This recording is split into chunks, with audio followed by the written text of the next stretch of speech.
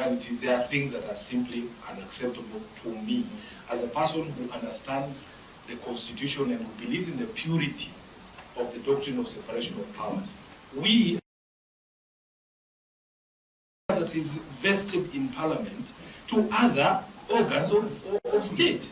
It cannot be possible that a cabinet secretary, we should dissolve Parliament, let Mbadi make all the decisions he wants to make on the money that he wants to send. What is the point of us sitting here? And Honorable Ndidi, at least for you, you have the luxury of being invited to State House. I am person and I'm granted at State House. I'm not going to go to State House. To do what? I personally believe that even as members of Parliament, you being summoned to State House, you are subserving yourselves to an institution that you observe and oversight. You will never see State House being summoned by the President. To do what? He will come tomorrow to Parliament because you are his oversights. You cannot be the one saying, oh, the budget is prepared by the President. He is not a member of the budget committee. I didn't know these things because you know me, I only know opposition. Now, clearly you are telling us that as a member of the National Assembly, just let me finish. I thought you said you have to finish. But we have a right to raise point of order. Because when the trajectory goes to somewhere else.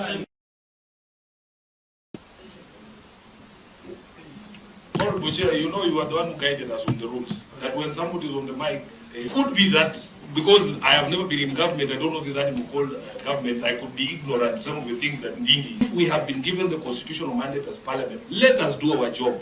Let us execute our mandate. That's what the people expect. A place where Sifuna cannot go. Or at treasury. In this room, in this building. So you should tell me because I can just walk out. Yeah. Protect, especially people who are not in this committee, to by none other than the CS National Treasury. And there is nowhere where the executive for sure. Okay, Makali. You take a decision because of money. Consultation. Consultation is a conversation. To just exhaustively finish what he wants to say. Honorable Makali, are you done? Come in. Mic off, Sen Sifuna.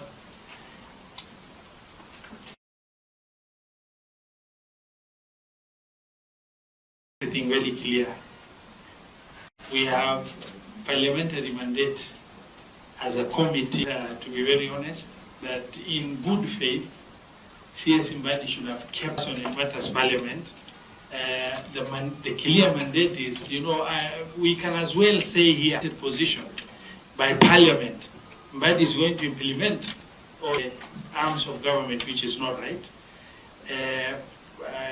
My co-chair just said something in good faith, but behind the scenes consultations will happen. Wherever, how that affects, for example, the Right Honorable Raila Amolo Odinga. Number one.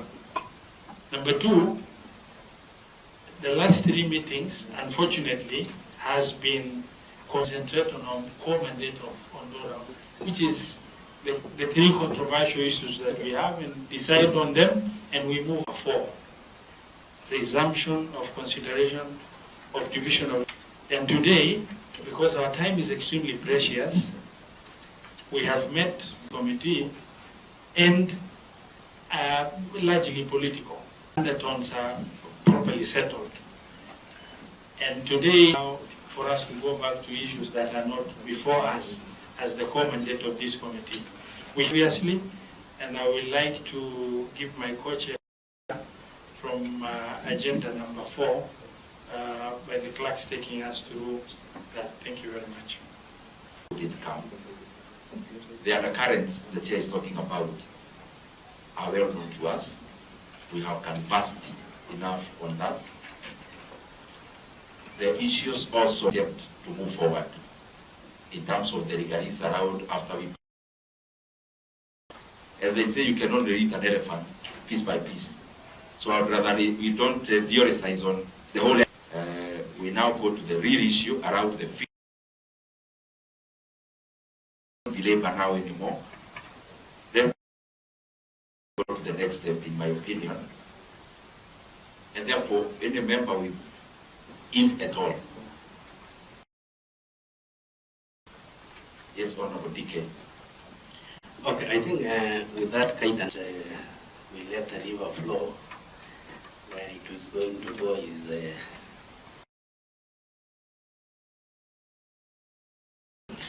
having said that, I wish we could have, the way we enumerated the 6 issues, what transpired for the last 1 week we haven't met. We may not say. Initially we had asked a lot of documentation in terms of the outlook, in terms of real observation from them. One of it is that finance bill that we are using to collect is the one for 2023-2024.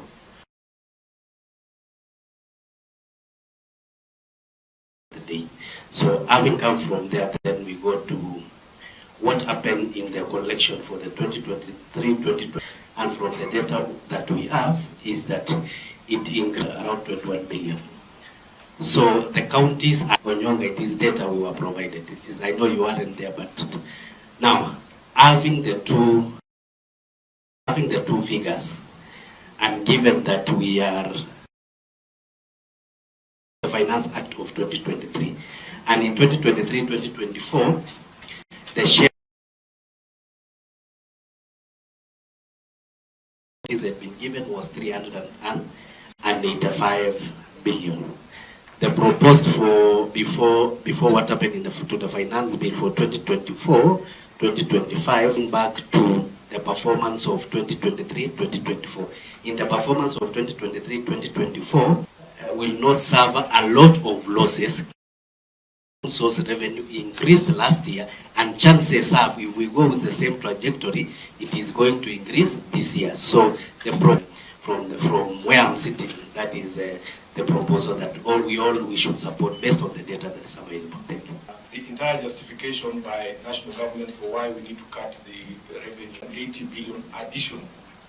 I have requested that you give us the national government's share of revenue raised nationally was adjusted 325 billion. That's important in terms of guiding the discussion.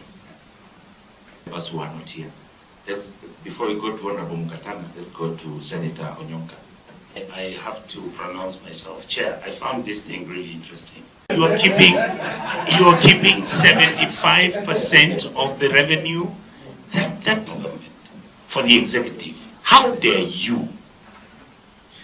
Which deals more than the governors. Billion. Chair, I'm so frustrated. Honorable Chair, Honorable Dr. Odo. It won't lose He's a the PhD. steam. You will take the wind out of the sail. Honor stealing more, or the county stealing less. We would need to be very specific when. Shillings a day. Your minister said that yesterday. Let me finish. Resources, that's a serious allegation. It needs to be backed. And on the content, once again, on our terms of reference right now, looking at whether